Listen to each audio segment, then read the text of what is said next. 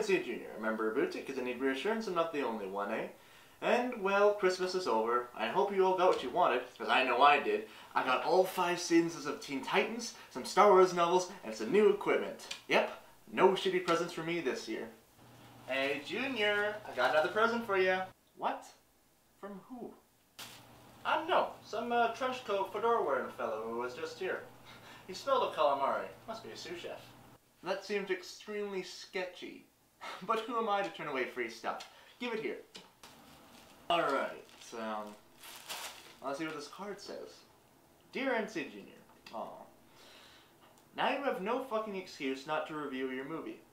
Get to work. Well, what could it be?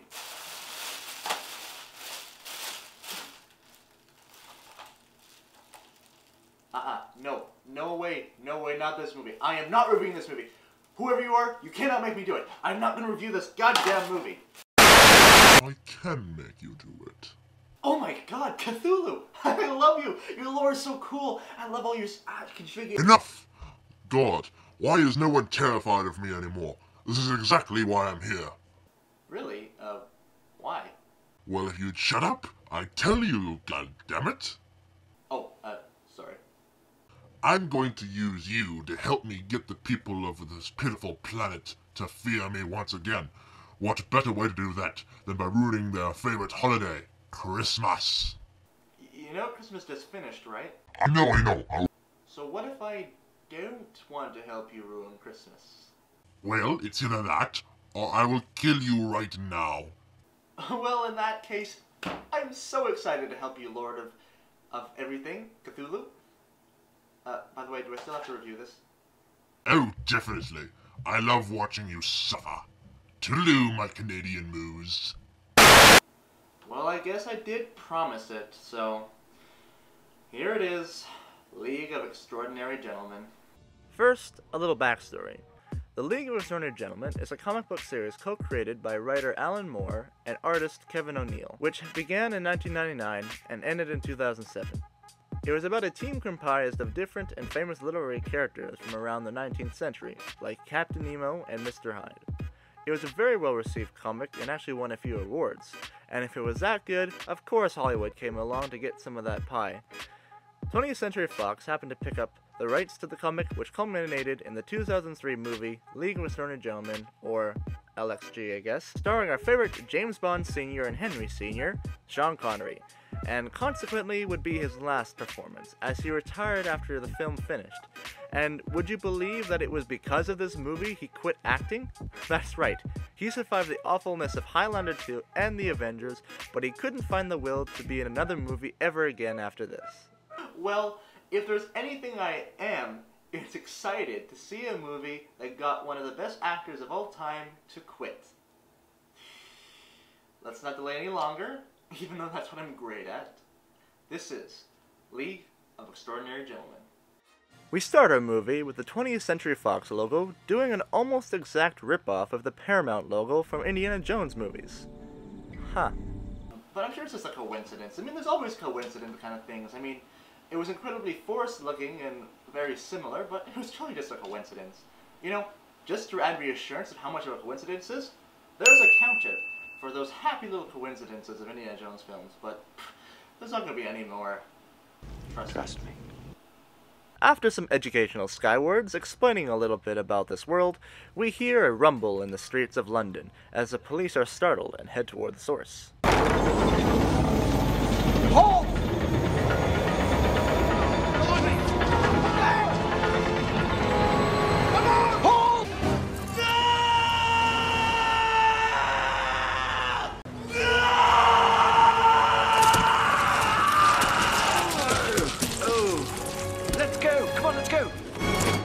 We see the tank roll up on the Bank of England as it crashes through and stops at a large vault.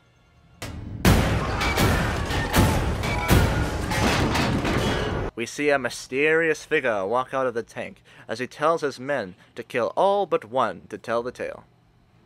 Mulan! Mulan! I can see we are in store for a very original villain here. As he enters the vault, he appears to be after the Da Vinci Code, Or maybe something else, I don't know. From the magical transitional newspapers, we see that Germany and Britain are getting at each other's throats, and it doesn't help that our mysterious man attacks a German Zeppelin hangar. Was wollen Sie? The world, Henry. I want the world. Of course! After that scene, we cut to Africa, where we see a man has come to find someone of great importance. We finally meet our main character, Alan Quatermain, played by Sean Connery. Now, this man talking to Connery does have a name, but that doesn't really suit him. I prefer to call him the cliché expositionist. The Empire is in peril. We need you to combat this threat. There is great unrest.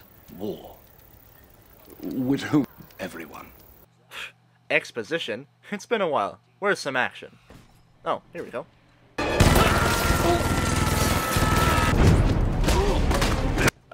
As much as I love you, Sean, at your age, you should not be doing fight scenes, because it's just so obvious that they're going slow so you don't keel over. What the hell? I'm having a hard-ass time trying to fit the tone of this movie. This movie doesn't know what tone it wants to go for, because seriously, you have people being shot at point-blank range and being skewered on rhino tusks, and then the next moment you have scenes like this and this. It's a PG-13 movie, but no kid over 13 would find these scenes funny, and certainly no adult. Anyway, I digress. There's much more stupidity to be had. It appears that there is one escaping, so now we get to see Alan's special ability.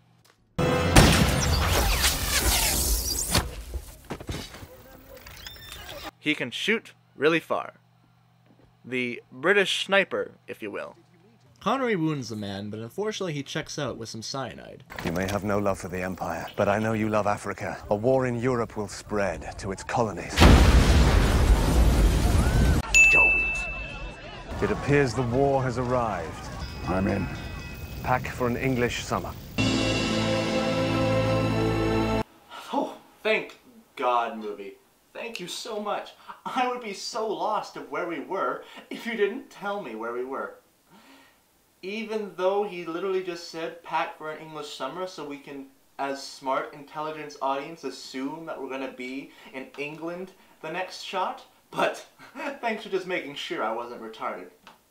Well, anyway, in London, Connery enters a library where we are introduced to the man who recruited him for the League. I trust your trip down was comfortable, Dr. Jones. My underlings call me Sir. My superiors call me M. We are told about the League, and we are introduced to the second member of the team, Captain Finding, Nemo.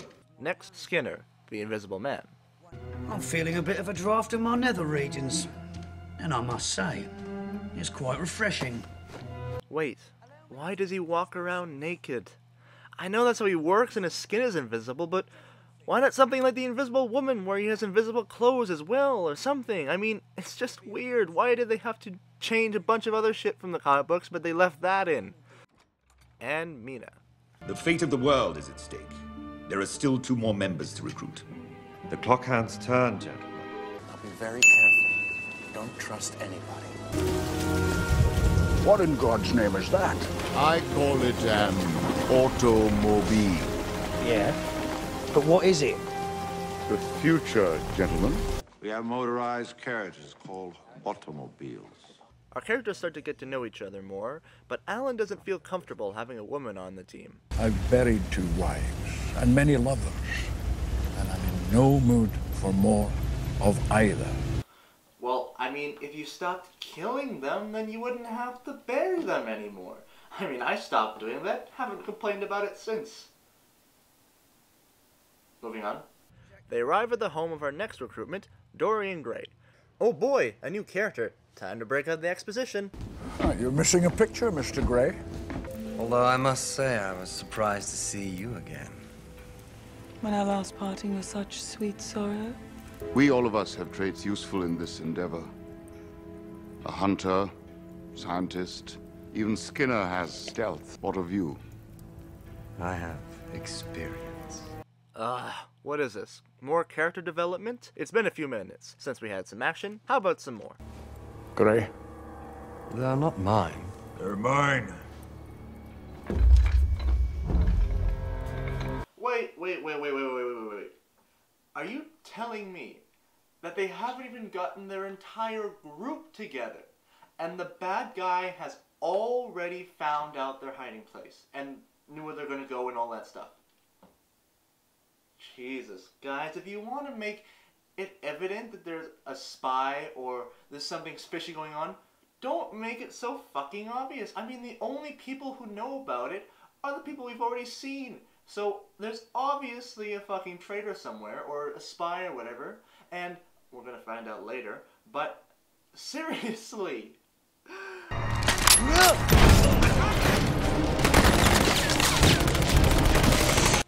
Wow, even with automatic rifles they can't hit shit. Well, I can already tell that this villain is going to be a sad motherfucker. But let's watch and see if he proves me wrong. Draw your pistol! I walk a different path. Okay. Fire!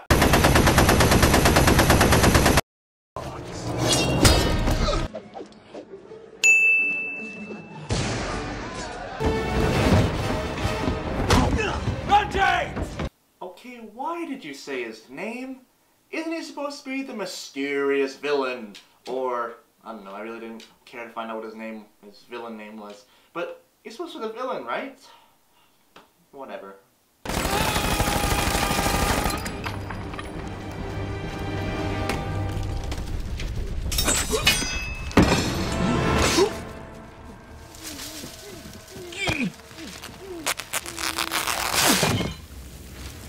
What are you? I'm complicated. Okay, that was pretty cool.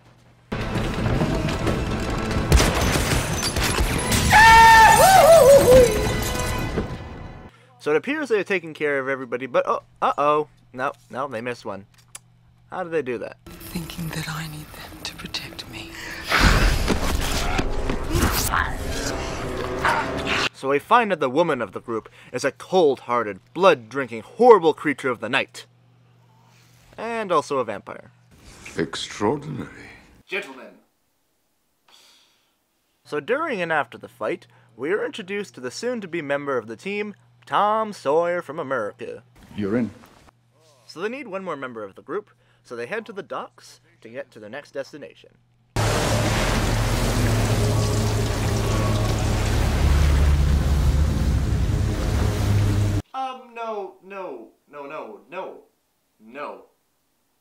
No. That ship in the harbor, no, it fucking rises. No, no, you can't do that.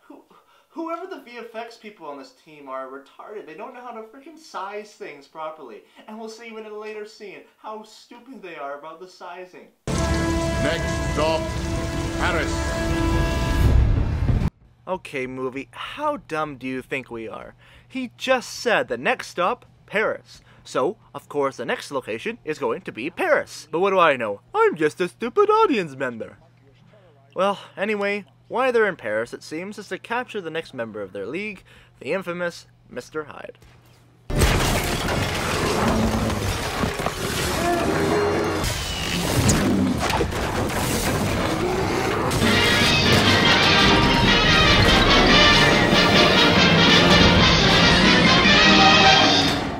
Perfect. They manage to get Hyde aboard the ship, where we can see some pretty outstanding practical costuming for Mr. Hyde. In fact, a lot of the sets in this movie seem to be very cool, with a very Victorian-era style architecture. Unfortunately, these places, when they visit them, are always at night, so it's very hard to make it out. Well, at least they put some actual good effort into these things. Ow! You scratched me. If you're wearing gloves, how does he exactly scratch you anyway? So with the promise of a pardon, Hyde joins the crew. The League is set. So it looks like we are underway with every member of the League of Extraordinary Gentlemen. So, as the plot tries to find a reason for existing, we see Alan and the others on the lookout deck as Tom is weighing his chances of slaying the vampire. She's out of your league. Of Extraordinary Gentlemen. Why do you keep making reference to your title? Do you think we'd forget? Holy shit. So they receive copies of the plans from Da Vinci. I knew it! The plans for Da Vinci for Venice City that were stolen by the figure in London. They figure he may try to blow up the city supports and sink the city. Oh, and to throw in some more suspense, I have to get there in a few days because there's going to be a major conference between a lot of high-ranking officials of Europe countries, and it could ignite a world war. So off they go to Venice. Easy, Alan. Easy. Skinner, I want you dressed at all times, eh? Or it's my butt up your arse. So, was Skinner just standing naked in his room the whole time? I don't know, it kind of scares me. Just the idea that there could be a naked British man in your corner. Nah. For the time being, we watch what is a poor attempt at character development they do, as they don't really talk. They just kind of exposite. Now you throw yourself in harm's way. Old tigers, sensing the end, are at their most fierce. Now, the strange thing is that Skinner just disappears from the fucking movie. Yeah, the last time we actually see Tony Curran, the actor who plays Skinner, is when they leave the deck, and the next time we see him is 40 fucking minutes later, and even then, he doesn't stay visible for long. I mean, I'd feel bad for him more, but he signed onto a movie that he was going to be playing an invisible man. Oh well, at least he get... His face isn't even on the cover of the fucking DVD. It's just his glasses and his hat. He is so wanting to take his name off this picture that he doesn't even put his freaking face on the cover of the movie. I mean, to be honest, I wouldn't want to be associated with this movie either. But good thing this actor is associated with much better movies, much higher praised movies, and quite a standout performance in them, I do say so myself. Much amazing films such as...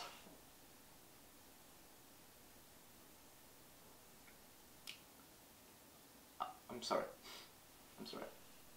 So around the ship we can see some suspicious things left around, but whatever, no need to investigate. So Tom goes to talk with Alan as they have some nice bonding for a grand total of 30 seconds, and then he teaches him to shoot another 30 seconds.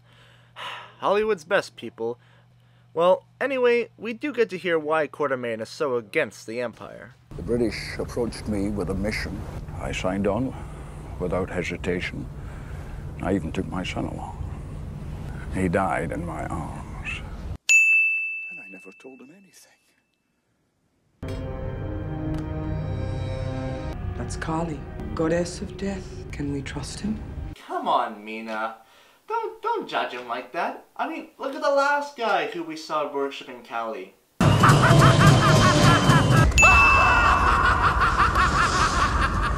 See? Nothing to worry about. We're in great hands. So we see Doran and Mina get it on, followed by Hyde and Nemo getting it on. But not in the same context. When Hyde returns to his room, he notices that one of his formula vials are missing. Skinner, he's taken a vial of my formula. You've seen the way the sneaky blackguard operates. Now this is just cheap-ass screenwriting. I mean, for the entirety of the time on the ship, when they've been all together, we haven't seen Skinner do anything of a sort that seems sketchy or villainous or whatever. And then, just because they can't see him, means that he is the villain? There's absolutely no context to their claims. He's literally only a red herring to keep our eyes off the real villain. This whole, you know how he operates thing. We never seen how he operates. We don't know how he operates.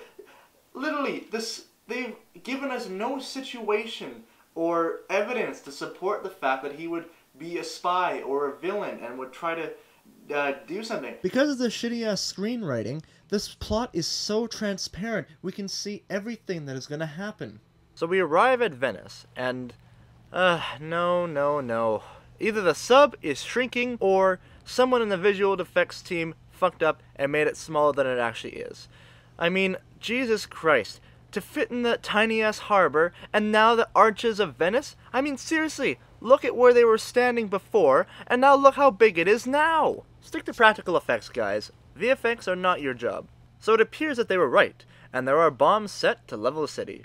And of course, in a timely fashion, the bombs' explosions start off as soon as they land. Now, The weird part about this is that the bombs aren't all over the city, they're just in one part that will cause a domino effect, knocking down all the houses. We must take out one key building. Yes! Get ahead of the collapse and destroy the next building. We can interrupt the chain of destruction. With a beacon placed for the exact coordinates, I could launch a rocket and take out the domino. As they head to cut off the chain reaction of houses, they're suddenly ambushed by gunners. Sit down, you buffoon! This is intolerable! Save your bullets. These men are mine! Mina makes quick work of the so-called snipers, as Tom decides to take the car himself to cut off the explosions. Launch! And he's dead. Tactical nuke incoming! Okay, now he's fucking dead. So Alan chases our completely horrible, incompetent villain into a garden where he tries to, what seems like, taunt Alan. You see yourself as the brave John Bull, but you're weak. Says the guy running away, trying to escape. I mean, seriously, this villain sucks so much. Alan retorts with the fact that he has knowledge of the spy. Do you? Here we go, ladies and gentlemen, the man of the hour. The man of the hour, 2 minutes and 20 seconds. But who's counting every second this movie isn't over yet? Skinner? No. Me. So Alan and our Phantom of the Opera reject tussle for a bit before he knocks off his mask, to reveal, another twist. You?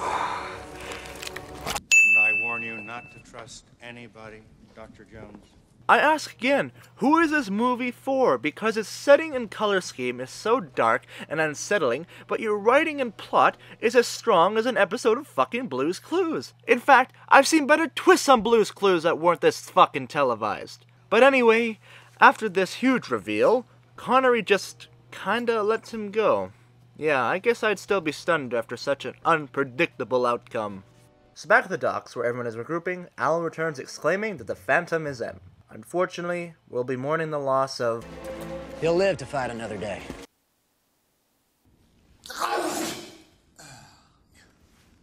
I'm sorry, I'm allergic to bullshit. No. Climbing out of the thing, it's a little... No! Move on. God damn it. Come! Wait, hold on. Are you telling me that this man hobbled from the engine room to the deck, passing by a shitload of crew, and none of them saw him or stopped to help him? Are you kidding me? So, he reveals the shocking twist to the team. It was great. Not Skinner. Don't worry, he's probably fine. I mean, you can survive inescapable explosions in this world. So you guys just leave him and investigate that sound of... How'd he put it? The sound of treachery. We can track it. I intend to catch it. Well, if you track it, you'll eventually catch it, you fucking moron. So in the command center, as they decide what their next move is, they hear a strange ringing noise coming from somewhere on the ship. And it happens to be from a record disc. Yes, play the ominous disc, no one knows where it comes from. Who knows what it will do? Gentlemen, if you're hearing this, then every step leading up to it has gone as planned. So we get to the part of every bad spy movie where the villain tells his heroes about his evil plan. And it's pretty fucking stupid. Even the League itself. There is no League. There never was.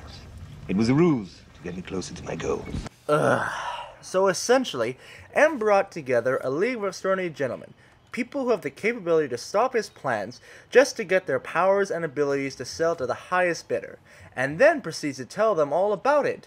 And then, as he says, this disc is playing a sound that will blow up bombs on the ship. But as we see when they go off, that they don't fucking nuke the ship, they just cause a few holes, and he doesn't even assure that they're dead. And like I said, a bad spy movie where the villain doesn't even stay behind and make sure that they are really dead, which will all come to bite his oblivious ass in the future. Not a great plan. Bon voyage. So, as I said before, the disc plays a high-pitched noise that sets off bombs via Speedy Gonzales camera. So the ship starts to fill with water as everyone scrambles about to try and stabilize the ship. They say that they have to seal off part of the ship in order to stop the flooding, but will unfortunately seal off some men below to drown. Hyde has an idea. He'll go down and open the floodgates to drain the ship so they can surface. So he goes down to where the door is and tells the men to let him down, and wait a minute, there are guys right there! Can't they just reach down and pull them out? What the hell are you gonna do? Just close the door on them? You guys are fucking assholes! Well, after a blatant attempt at murder, Hyde goes down and drains the ship, of course. Well, it's nice to see that this story arc we were building up has come to a close after one scene where it comes into play as a struggle to control the monster. Let's not make a saint out of a sinner. Next time he may not be so helpful. Yes, you will. You will be useful next time. Don't kid yourself. Your story arc is over. You're done. You're gonna be helpful now, and nothing else is gonna come above it.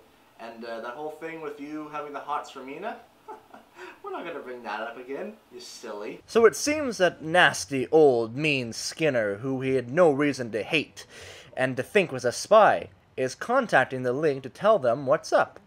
So Skinner sends them the coordinates of where the bad guys are, but that doesn't really matter since the ship is full of holes and they can't go anywhere. Well, so the power of this movie is almost over. They managed to rebuild the ship completely in the middle of the ocean. I'm guessing over a couple of days, maybe. I don't know, the movie doesn't really give an indication of how fucking long it might have been. They might as well have had Superman come down and rebuild it with his wall-building power eye thing. Because really, anything is possible at this point. If Skinner's headings are correct. They reach the snowy part of Asia, where they set up shop inside a cave to wait for Skinner. Alan is taking first watch, and we get to see one of many foreshadowing conclusions.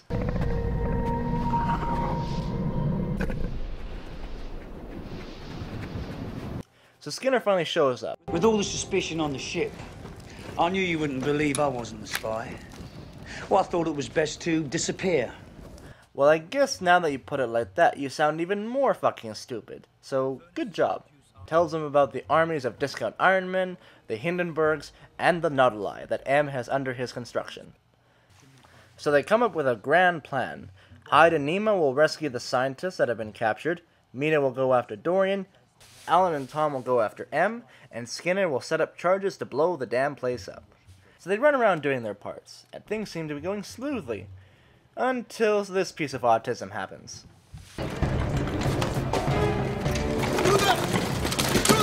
Are you fucking kidding me? Why didn't you guys kill the guy? Or put a guard on him? I mean, what are you guys all doing there? Oh, come on through, come on through. No, have one guy watch the guy if you're not gonna kill him, because he goes and fucking alerts everybody. Like, what the hell? Holy goddamn shit. This fucking screenwriting is making these heroes look like fucking morons. It's not that hard to write it differently. They didn't have to make him look so stupid. Oh my god. Our protagonists get M cornered at gunpoint, but of course some random soldier has to come in and mess it all up, and he runs away again like the little puss he is. We then cut to Mr. Grey as Mina arrives.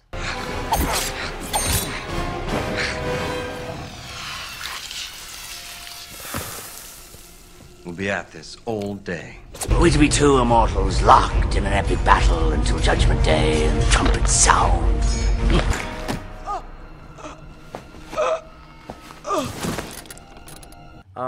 By the by, you know she's not dead, right? I mean, you've already stabbed her with that, and even if you were aiming for her heart, you can clearly see that you were off by a lot. I hoped I'd get to nail you one more time. Didn't think it'd be literally. Meanwhile, Connery and Connery Jr. are giving chase of N when Tom runs into an invisible man, a regular occurrence, and since he's not said any witty British pun, it's obviously not Skinner. So they have themselves a little duel where we find out that if you're invisible you can dodge bullets, but not kicks. So Tom gets the upper hand, but that was only the minion to the boss battle, and it's around the corner.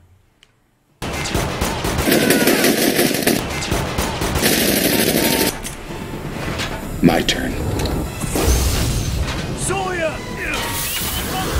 Oh shit, Skinner! And now he's gone. Quick, but a noble jester. He will be missed. I mean, you don't just survive that. So we cut back to Hyde and Nemo as they continue to get the scientists' families out of the building, when that one guy who was a standard second in command to the main villain gets his own boss battle, of course. He picks up a large vial of the Hyde formula and downs the whole thing. Not the whole thing. Of course he isn't dead. I mean, what did you expect?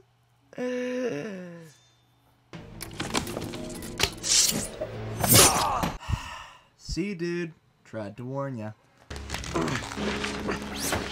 is.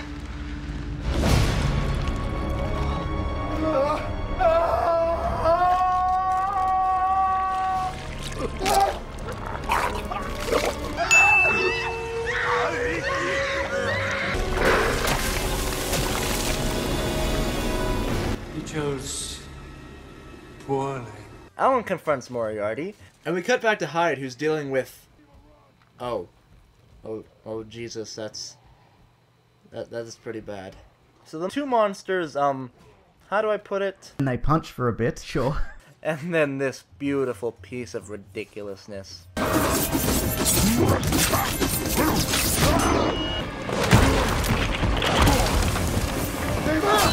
Wait, how did you not stab Hyde in the head? Like, he should be dead right now. Oh, the formula is now gone, and Hyde turns back into Jekyll, as they run into a room with icicles hanging, ready to kill them Ice Age style. As both Alan and CGI Gangantror are about to give their finishing blow, the bombs go off and start to level the building, as it causes rubble to crash around, killing the big red blob. Wrong about your little American friend as well. I think you've trained him about as well as you trained your son.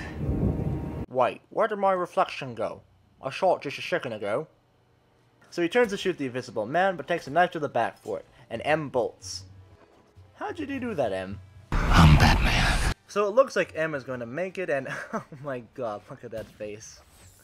Anyway, of course he doesn't, as he gets sniped by Tom as he drops a box of tricks into the ocean.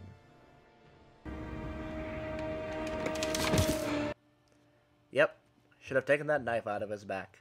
And how come he dies and everyone else escapes the possible deaths? Whatever, so Alan dies and we head back to Africa, where we have a pretty heartfelt funeral, and everyone decides to keep the League together, to be the superheroes I guess this world needs. And this ending scene is pretty sad, you know? Kind of sad he's dead, and written very nicely. And how do they fuck it up? How do they fuck it up so bad?